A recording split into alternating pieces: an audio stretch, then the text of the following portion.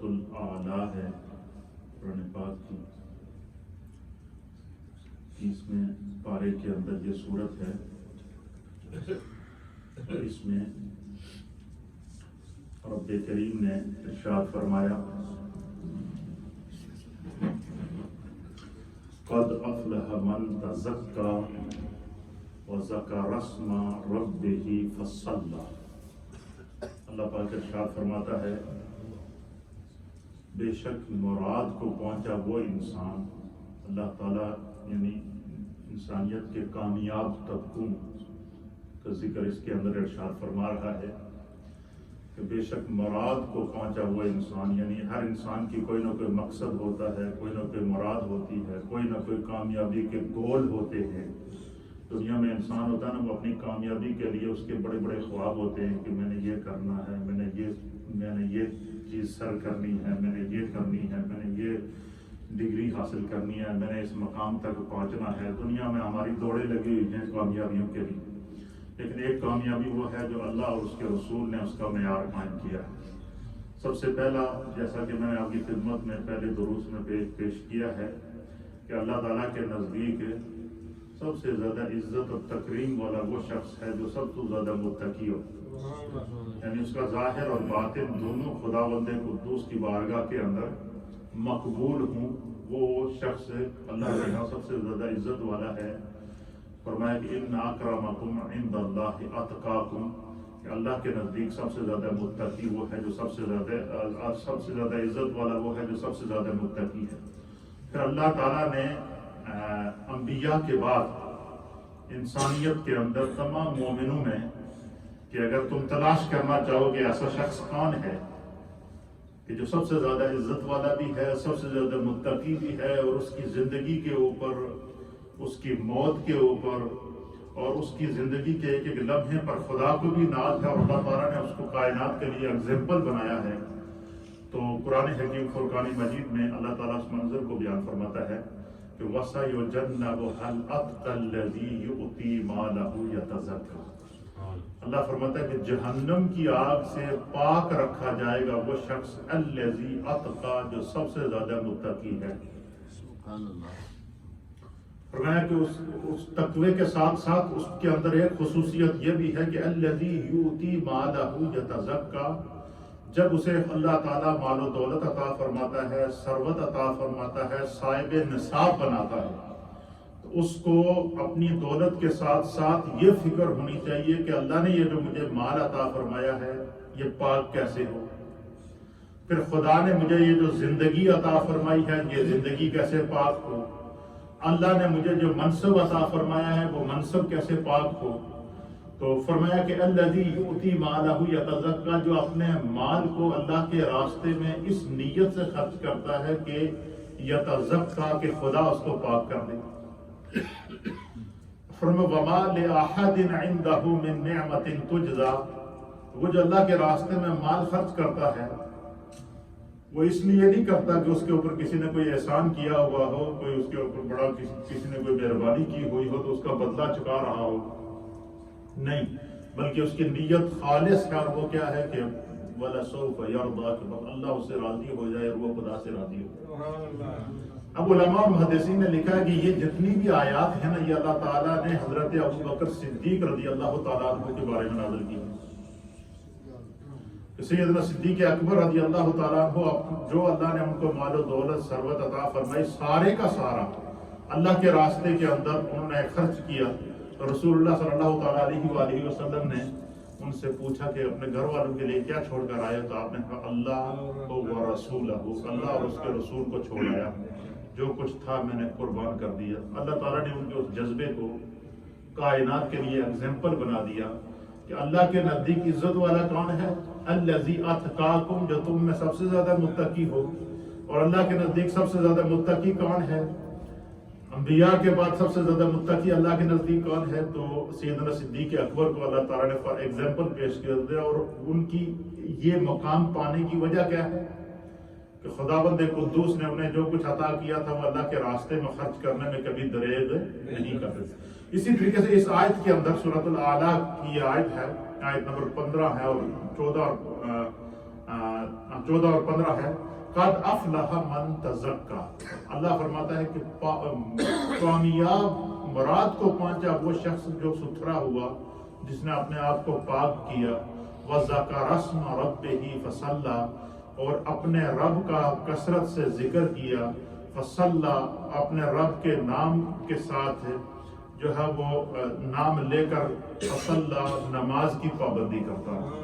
تو پتہ چلا کہ یہاں پر ان دو آیات کے اندر کیا فرمایا اللہ تعالیٰ نے کہ انسان اگر نماز کا پابند ہو جائے تو خدا اس کو پاک کر دیتا ہے۔ اب دیکھیں دنیا میں ہم اپنے جسم کو پاک کرنے کے لیے، اپنے لباس کو پاک کرنے کے لیے، جس گھر میں جس ماحول میں ہم رہتے ہیں اس کو پاک کرنے کے لیے ہم کیا کیا اہتمام کرتے ہیں۔ تو فرمایا کہ جس طرح دنیا کے اندر، اور اسی لیے اللہ کے حبیب علیہ الصلوۃ والسلام نے فرمایا کہ طہور شطر الایمان، صفائی کسی بھی نیت اور کسی بھی اینگل اور کسی بھی طرح کی ہو، وہ کیا ہے، وہ ایمان کا حصہ ہے۔ وہ ایک مقام پر فرمایا کہ طہور نصف الایمان، اور صفائی نصف ایمان ہے۔ اسی طریقے سے فرمایا کہ وہ شخص کامیاب ہو گیا جو پاک ہو گیا۔ اب یہ جو آیات ہے نا سورۃ الاعلیٰ کی، ان کے بارے میں مفسرین اکرام نے لکھا ہے کہ یہ آیات اللہ تعالیٰ نے نبی علیہ السلام کے اوپر ان آیات کو صدقہ فطر کے بارے میں نازل فرمایا۔ صدقہ فطر کے بارے میں اللہ تعالیٰ نے ان آیات کو نازل فرمایا، اور ایک حدیث کے مطابق حضور اللہ نبی علیہ السلام نے فرمایا کہ بندہ مومن جو پورا مہینہ روزہ رکھتا ہے، نمازیں پڑھتا ہے، تراویح ادا کرتا ہے، رمضان کے اندر اپنے معمولات سے بڑھ کر عبادت کرتا ہے، تو اس کی سجدے، اس کی تلاوت، اس کے قیام، اس کی تلاوت قرآن، اس کے اعتکاف، اس کی نیکیاں پورے مہینے کی یہ جمع رہتی ہیں۔ اور حضور نے فرمایا کہ اچھا اب دیکھیں کہ یہ جو چیز سمجھنے کی وہ یہ کیا کہ اللہ اور اس کے رسول کیا چاہتے ہیں؟ وہ چاہتے ہیں کہ جس شخص کے اندر ایمان موجود ہے وہ کبھی بخشش سے محروم نہ ہو جائے، وہ بخشش سے محروم نہ ہو جائے۔ آپ مجھے بتائیں کہ یہ فطرانہ کیا چیز ہے، کتنا فطرانہ دیتے ہیں؟ اس کی جو مد بیان کی گئی ہے وہ 2.25 کلو گندم کا آٹا ہے۔ کتنا؟ 2.25 کلو گندم کا آٹا، یا اس کی قیمت، یا 4 کلو کھجور، یا 4 کلو جو، یا جو ہے 4 کلو کشمش، ایک سا حدیث کے اندر بیان کرو، ایک سا جو ہوتا ہے یہ 4 کلو کا ہوتا ہے تقریباً۔ جب آج کے دور کے اندر جب کانٹے موجود ہیں، ترازو موجود ہیں، اس دور کے اندر ترازو نہیں ہوتے تو کیا ہوتے، پیمانہ ہوتا تھا جس کے ساتھ ناپ کا چیز دیتے تھے۔ جس طرح کہ آپ نے دیکھا کہ پاکستان میں جو چھوٹے شہروں کے اندر جب آپ پیٹرول وغیرہ یا تیل لینے کے لیے جائے تو انہوں نے وہ ڈبے رکھے ہوتے ہیں پیٹرول کے، 1 لیٹر کا، 2 لیٹر کا، 5 لیٹر کا، 6 لیٹر کا۔ اسی طریقے سے آج بھی ہمارے علاقوں گاؤں کے اندر یہ جب گندم کی مکئی کی کٹائی ہوتی ہے تو جب گندم اور مکئی کو جمع کرتے ہیں تو انہوں نے باقاعدہ وہ سا، آج بھی ہمارے پرانے لوگوں نے، ہمارے جب دادی دادا ہوتے تھے، نانی نانا ہوتے تھے، تو ہم دیکھتے تھے کہ انہوں نے وہ 4 کلو کا باقاعدہ ایک وہ جس طرح چنگیر آج کل جس میں روٹیاں ڈالنے کی ہوتی ہے، وہ اس طرح کا وہ ایک 4 کلو کا سا، اس کو سا بولتے ہیں، 4 کلو کا پیمانہ۔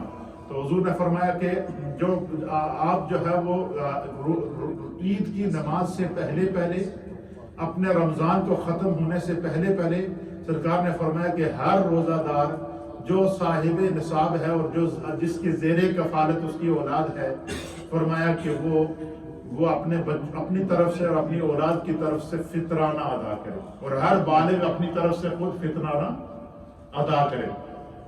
اب یہ فطرانہ کیا ہے؟ تقریباً یہاں کے حساب سے تو تقریباً اس وقت 5 پاؤنڈ کا اعلان ہوا ہے۔ اب وہ 5 پاؤنڈ یہ کیا ہے؟ یہ اللہ کی اور اس کے رسول کی اطاعت ہے۔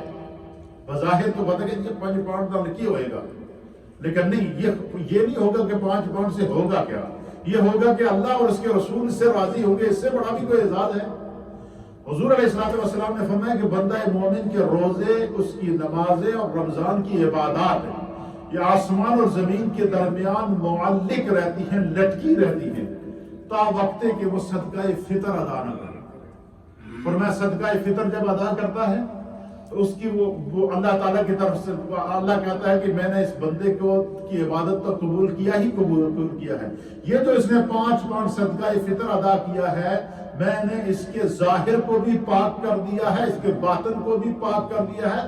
قد افلح، پس یہی شخص فلاح پا گیا ہے۔ کامیابی پا گیا. یہ بظاہر جو ہے نا، یہ ہمارے ہاں اس چیز پہ اہمیت نہیں دی جاتی. لوگ سمجھتے ہیں کہ شاید پتہ نہیں یہ 5 پاؤنڈ یا 3 پاؤنڈ یا 4 پاؤنڈ یا 5 پاؤنڈ یا کوئی اس کو دے کر کیا ہوگا. لیکن یہ اطاعت ہے، اس میں عقل کا دخل نہیں ہے.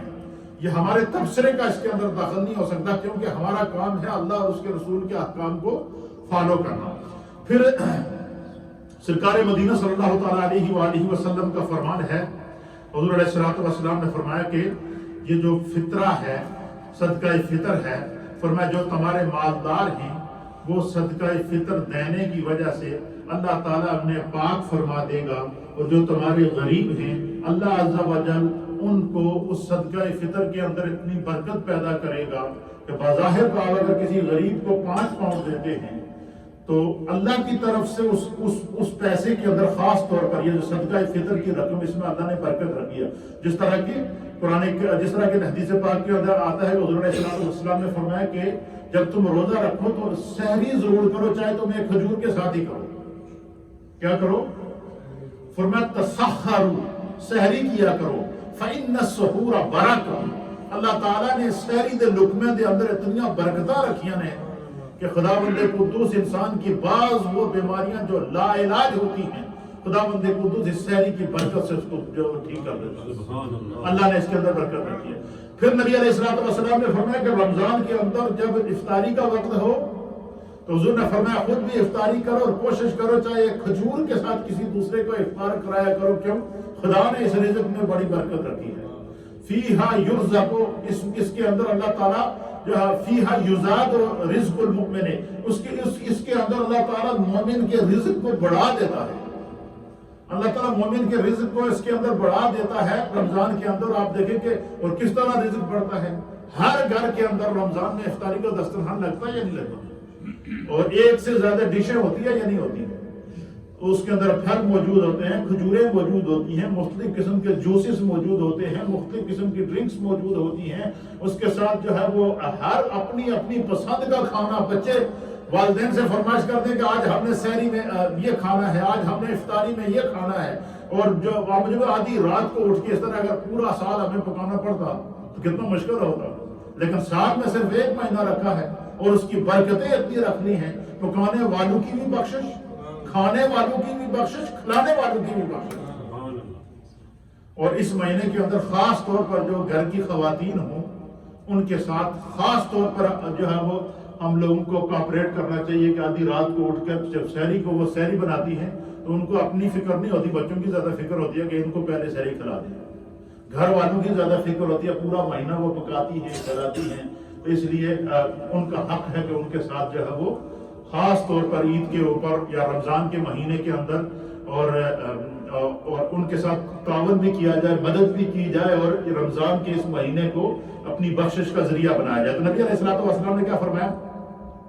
حضور علیہ الصلوۃ والسلام نے سن 2 ہجری کے اندر یہ صدقہ فطر کب مشروع ہوا، کب سنت قرار پایا، کب واجب قرار پایا، کب حضور سن 2 ہجری کے ہجرت کرنے کے دوسرے سال سن 2 ہجری کے اندر اللہ تعالیٰ نے روزے فرض کیے.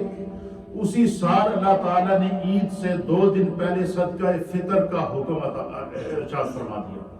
تو پھر اب صدقہ فطر یا زکوٰۃ کن کن لوگوں کو دی جائے، قرآن کریم فرقان مجید میں اس کے مصارف بھی بیان کر دیے. اللہ تعالیٰ نے قرآن حکیم فرقان مجید کی سورہ توبہ ہے اور سورہ توبہ کی آیت پارہ نمبر 10 ہے، سورہ توبہ ہے اور اس کی آیت نمبر ہے 60. اگر آپ سے کوئی پوچھے کہ ہم زکوٰۃ کس کو ادا کریں، قرآن میں اس کا کیا حکم ہے کہ کن کن لوگوں کو زکوٰۃ، صدقات یا فطرہ دیے جا سکتے ہیں، تو قرآن حکیم فرقان مجید نے باقاعدہ اللہ تعالیٰ نے ان کے مصارف، ان کی اقسام بیان کر دی ہے. پارہ نمبر کتنا ہے؟ 10. سورت کا نام ہے سورہ توبہ اور اس کی آیت نمبر ہے 60. یہ ہمیشہ یاد رکھیے گا کہ زکوٰۃ کے مصارف، صدقات کے مصارف، صدقہ فطر کے مصارف کہ کن کن لوگوں کو وہ دیے جا سکتے ہیں. اللہ تعالیٰ نے قرآن حکیم 10واں پارہ سورہ توبہ آیت نمبر 10 کے اندر، آیت نمبر 60 کے اندر فرمایا انما، سب سے پہلا جو حق ہے، انما الصدقات للفقراء.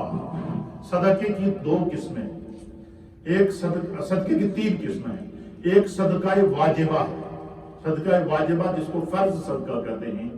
جیسے زکوٰۃ ہے، جو بندہ صاحب نصاب ہو اس کے مال کے اوپر اپنے اخراجات نکال کر سال گزر جائے تو سال کے بعد اس کو اپنے مال سے 100 میں سے 2.5% زکوٰۃ نکالنا یہ اس پر فرض ہے، یہ خدا کا حکم ہے۔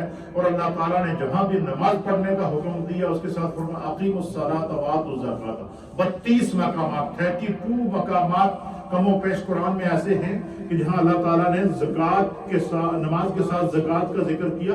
اور امام فخر الدین رازی نے اس کی تفسیر میں لکھا کہ اس میں اللہ کی کیا حکمت ہے کہ اللہ تعالیٰ نے نماز کے ساتھ زکوٰۃ کا بار بار ذکر فرمایا اقیموا الصلاۃ وآتوا الزکاۃ، اقیموا الصلاۃ وآتوا الزکاۃ، اقیموا الصلاۃ وآتوا الزکاۃ۔ فرمایا کہ اس لیے کہ مال کی وجہ سے بندہ کیا ہو جاتا ہے، بسا اوقات متکبر ہو جاتا ہے، غرور میں آ جاتا ہے، تکبر میں آ جاتا ہے۔ فرمایا نماز کے ساتھ زکوٰۃ کا ذکر اس لیے فرمایا کہ جس بندے کو اللہ نے صاحب نصاب بنایا ہے اور وہ اگر اپنے مال سے زکوٰۃ نہیں نکالتا تو اللہ تعالیٰ اس کی نماز بھی قبول نہیں کرتا۔ ایک تفسیر انہوں نے یہ لکھی ہے مفسرین نے کہ نماز کے ساتھ زکوٰۃ کا ذکر کرنے کی اللہ تعالیٰ کی حکمت جس میں کیا ہے کہ جو بندہ صاحب نصاب ہو اور وہ نصاب کو پہنچ جائے اور اپنے مال سے زکوٰۃ نہ نکالے، صدقہ فطر نہ نکالے، اللہ تعالیٰ کی طرف سے جو احکام جس کا اللہ تعالیٰ نے اس کو مکلف کیا ہے وہ نہ کرے، تو فرمایا ایسے بندے کی نماز بھی اللہ کی بارگاہ میں قبول نہیں ہوتی کیونکہ وہ جان بوجھ کر اپنے فرض کو چھوڑ رہا ہے۔ فرمایا انما الصدقات للفقراء والمساکین، فرمایا صدقات نافلہ، صدقات واجبہ اور صدقات جاریہ، یہ صدقات کی مختلف اقسام ہیں۔ صدقات واجبہ وہ ہیں جیسے زکوٰۃ ہے، جیسے فطرانہ ہے، یہ واجب ہے ادا کرنا۔ جو بندہ نہیں ادا کرے گا گناہگار ہوگا اور جان بوجھ کے چھوڑے گا تو وہ قرآن کی آیات کا اور حدیث کا انکار کے زمرے کے اندر آئے گا، اور پھر اس سے کیا ہوگا کہ انسان کی جان بھی محفوظ ہو جاتی ہے، مال بھی محفوظ ہو جاتا ہے۔ اور فرمایا کہ صدقہ فطر سے انسان کے اعمال محفوظ ہوتے ہیں اور زکوٰۃ سے انسان کے مال محفوظ ہوتا ہے۔ دیکھیں کتنی بڑی اللہ کی تقسیم ہے۔ فرمایا کہ حضور علیہ الصلوۃ والسلام نے فرمایا کہ اپنے اموال کی حفاظت زکوٰۃ کے ذریعے کیا کرو۔ لوگ تو مالوں کی حفاظت کے لیے لاکر تلاش کرتے ہیں نا، خفیہ قسم کے ٹھکانے تلاش کرتے ہیں، اور جیسے کہ نیب کا اور اس قسم کے جب ریٹ پڑتے ہیں تو پتہ چلا جی غاروں سے بوریوں کی بوریاں نکل رہی ہیں، اور پھر جب قبضے میں ہوئی تو پھر بندہ بیٹھا روتا رہتا ہے۔ حضور نے فرمایا کہ اگر تم چاہو کہ تمہارا مال پروٹیکٹ ہو، تم چاہو کہ تمہارا مال سیف ہو، تمہارے مال کی حفاظت ہو، تو تم کیا کرو 100 میں سے 2.5% اللہ کے راستے میں دو۔ ایک دوسرا رمضان کے روزے رکھنے کے بعد اور اس میں سے فطرانہ ادا کرو۔ تو جو چیز اس قرآن کے پیغام اور حدیث کے پیغام پہ ہمیں سمجھ میں آئی وہ کیا ہے، یہ اس کا خاص اصل کلام ہے، یہ سمجھ میں رکھیے گا، کیونکہ آج کل عصر اور مغرب کے درمیان ٹائم تھوڑا ہوتا ہے، میں تھوڑا ایک بات روز آپ کو سمجھاؤں گا، اور انشاءاللہ جب تک ہمارا یہ رمضان کمپلیٹ ہوتا ہے یہ سارے مسائل انشاءاللہ آپ کو زبانی یاد ہو جائیں گے۔ اور میری عادت ہے کہ میں الجھاتا نہیں ہوں، میں مسائل ہمیشہ وہ بیان کرتا ہوں کہ آپ اگر 1 سال کے بعد بھی آپ کو یاد آئے گی تو آپ کو یاد آئے گا کہ یہ مسئلہ مولوی نے بتایا ہوا ہے۔ اب اس میں جو حکمت ہے وہ سمجھنے کی کیا ہے، زکوٰۃ ادا کرنے سے مال پاک بھی ہوتا ہے اور مال محفوظ بھی ہوتا ہے۔ قرآن اور حدیث کے حکم کا جو مفہوم ہے، قرآن اور حدیث کے مفہوم کا جو قرآن اور حدیث کا جو کنکلوژن ہے پورے ان آیات اور احادیث سے، وہ یہ کیا ہے کہ جو بندہ اپنے مال سے زکوٰۃ نکالتا ہے اس کا مال اس سے پاک بھی ہو جاتا ہے، اس مال کو اللہ تعالیٰ محفوظ بھی کر لیتا ہے، اور اس نے 100 میں سے کتنے % زکوٰۃ ادا کی، 2.5%، اور خداوند قدوس اس کو 1 روپے کے بدلے میں 10% اس کو اللہ تعالیٰ واپس عطا کرے گا۔ اور کہاں سے عطا کرے گا، حدیث کے اندر آتا ہے اللہ تعالیٰ اس بندے کو وہاں سے رزق عطا فرمائے گا کہ اس کے وہم و گمان میں بھی نہیں ہوگا کہ یہ کدھر سے آیا ہے، بندہ سوچ بھی نہیں سکے گا، غیب سے اللہ تعالیٰ اس کے لیے اسباب پیدا کر دے گا، اللہ تعالیٰ اس کے لیے سبب پیدا کرے گا۔ زکوٰۃ سے مال پاک بھی ہوتا ہے، مال محفوظ بھی ہوتا ہے۔ اور فرمایا فطرانے سے کیا ہوتا ہے، فطرانے سے فرمایا تمہارے اعمال محفوظ ہوتے ہیں۔ مثلا رمضان کے اندر کتنے اعمال بندے نے کیے، بندے نے روزے رکھے، رمضان کے اندر بندے نے قرآن ختم کیے، رمضان کے اندر بندے نے تراویحاں ادا کی، رمضان کے اندر بندے نے افطاریاں کی اور افطاریاں کرائیں، رمضان کے اندر بندے نے اعتکاف کیا ہے، رمضان کے اندر بندے نے بڑھ چڑھ کر اپنی اور اپنے رشتہ داروں کی اور عزیز و اقارب کی اور غربا کی اور ضرورت مندوں کی مدد کی ہے، اور جو ہے رمضان کے اندر بندے نے اپنے دل کا دسترخوان بھی وسیع رکھا اور گھر کا دسترخوان بھی وسیع رکھا. بندے کی جو ہے وہ رمضان کے اندر اس کی سوچ فکر اور خیال اللہ کی بارگاہ کے اندر وسیع ہو جاتا ہے، اور یہ قدرتی ہے. میں آپ کو بتاؤں یہ ہمارے بس کی بات نہیں ہے. بظاہر ہم میں سے ہر ایک اگر اپنی کنڈیشن کو دیکھے تو بظاہر ہم سوچتے ہیں کہ ہمارے تو چھوٹے چھوٹے دل ہیں، چھوٹی چھوٹی سوچیں ہیں، اور لیکن جب رمضان کا مہینہ آتا ہے نا تو ہر آدمی کا دل وسیع ہو جاتا ہے. نہیں ہو جاتا، یہ خدا نے برکت رکھی ہے اس میں. اور فرمایا کہ اس کا نتیجہ کیا نکلا کہ زکوٰۃ ادا کرنے سے مال محفوظ بھی ہوتا ہے، پاک بھی ہوتا ہے، اور مال میں خدا کی طرف سے اضافہ ہوتا ہے. پورا سال تو ہم اپنے مال میں اضافے کے لیے دن رات ایک دن نائٹ شفٹیں بھی لگاتے ہیں یا نہیں لگاتے ہیں، اوور ٹائم لگاتے ہیں یا نہیں لگاتے ہیں. نہ دن کا ہوش ہوتا ہے نہ رات کا ہوش ہوتا ہے، پورا سال ہم محنت کرتے رہتے ہیں.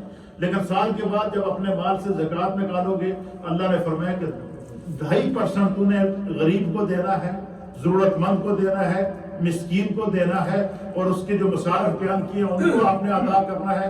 خدا بندے قدوس ہے. میں نے کل آپ کے سامنے آیت پیش کی تھی، ایک نیکی کا بدلہ اللہ تعالیٰ 10 گنا بڑھا کر دے گا، اور رمضان میں کی ہوئی نیکی وہ 70 گنا بڑھ جاتی ہے.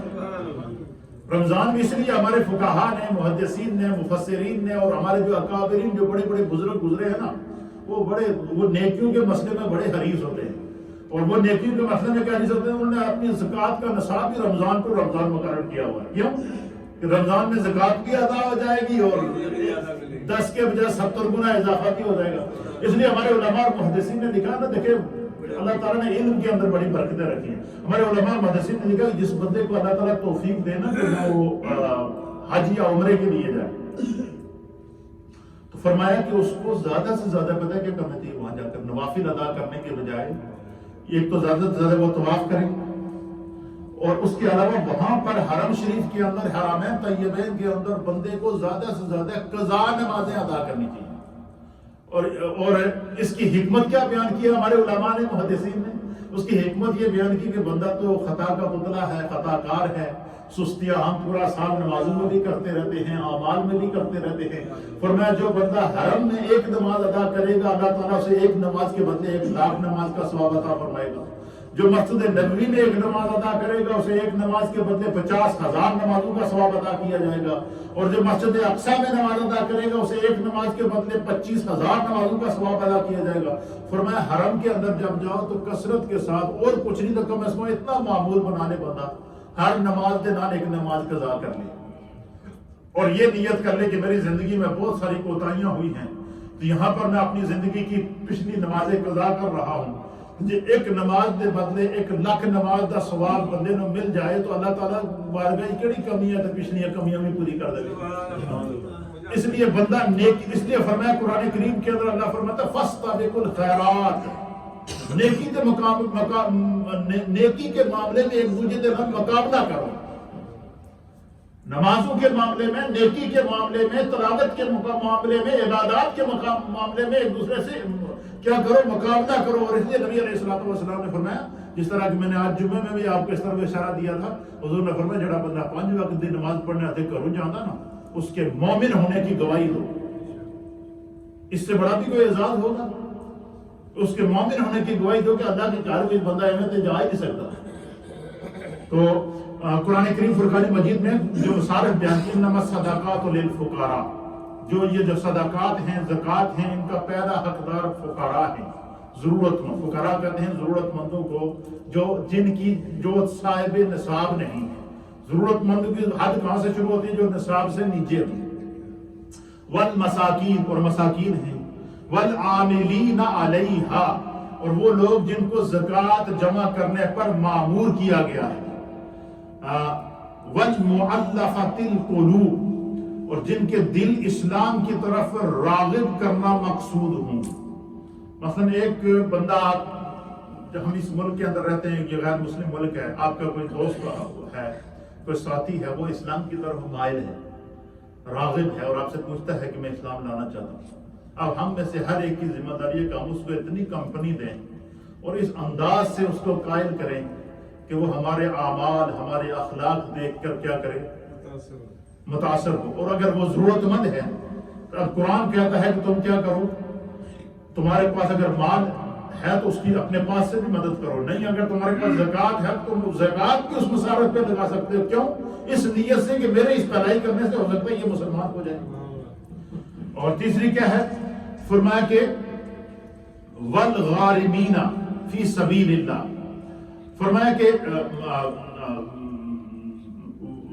کہ وہ لوگ, وہ غلام جن کو آزاد, جو غلامی کی زندگی گزار رہے ہو اور ان کے مالک نے یہ رکھا ہو کہ اتنے پیسے دو گے تو یہ آزاد ہوگا, تو فرمایا کہ اس کا اگر کوئی سبیل نہیں ہے تو فرمایا کہ جو بندے صاحب نصاب ہیں اگر اور کچھ نہیں کر سکتے تو وہ اپنی زکوٰۃ جمع کر کے اس کو آزاد کرا دیں.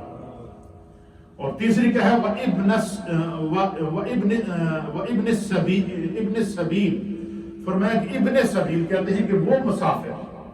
ابن سبیل کے اندر یہ جتنے بھی دینی مدارس ہیں اور دینی مدارس کے اندر رہنے والے طلباء ہیں اور دینی مدارس کے اندر جہاں پڑھنے والے وہ طلباء, آج دیکھیں آج کے دور کے اندر اس وقت پاکستان کے اندر, میں آپ کو صرف پاکستان کی, ملک پاکستان کی بتا رہا ہوں, پاکستان میں اس وقت تقریباً تمام مکاتب فکر کے جتنے بھی مدارس ہیں وہ ان مدارس کی تعداد جو پچھلے سال جو شائع ہوئی ہے ان کی تعداد 2 لاکھ سے زائد. کتنی؟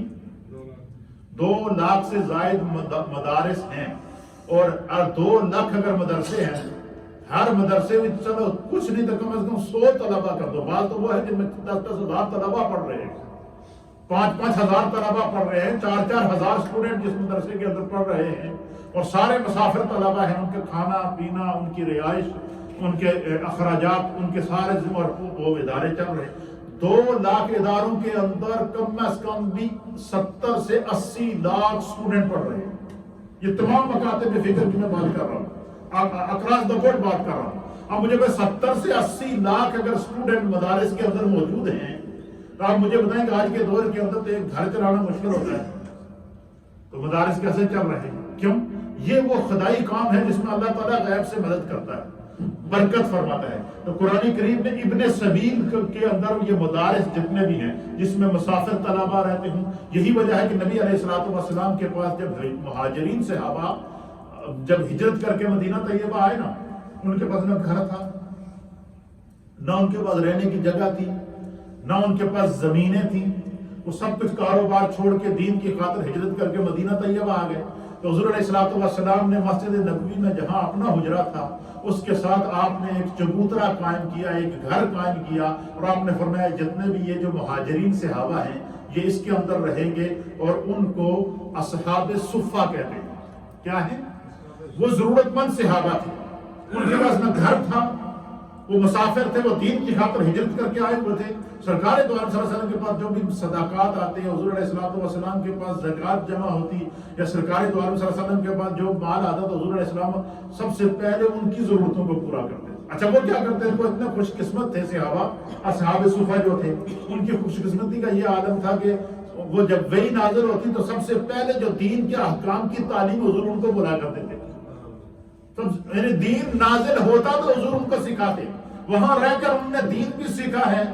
اور ان کے حضور علیہ السلام نے ہر وقت ہر لمحہ ایک حتیٰ کہ ایک وقت ایسا آیا کہ کچھ بھی ان کے لیے کھانے کے لیے نہیں تھا, تو سرکار دو عالم صلی اللہ تعالیٰ علیہ وآلہ وسلم نے, اور حضرت ابو ہریرہ رضی اللہ تعالیٰ عنہ کہتے ہیں کہ بڑی سخت بھوک لگی ہوئی تھی, تو ایک دودھ کا پیالہ سرکار نے منگایا.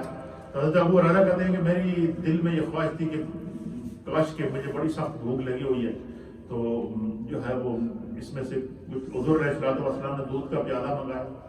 آپ نے سب سے پہلے اس دودھ کے پیالے کو جو ہے اس کے اندر برکت ڈالی. ان سے کہا کہ جاؤ سب کو بلا. گلے میں حیران پریشان تھا, بھائی ایک پیالہ دودھ دا اس دیتے میری نظریں جمعیاں سے, تو حضور نے فرمایا باقیوں کو بھی بلا. وہ کہتے ہیں ہم نے حکم کے مطابق ان کو بلا لیا. سرکار نے فرمایا کہ اٹھاؤ.